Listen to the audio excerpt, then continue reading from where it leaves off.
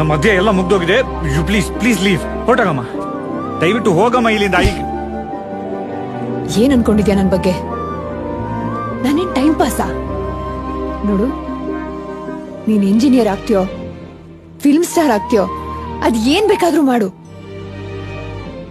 ನಾನಂತೂ ಕಮಿಟ್ ಆಗಾಯ್ತು.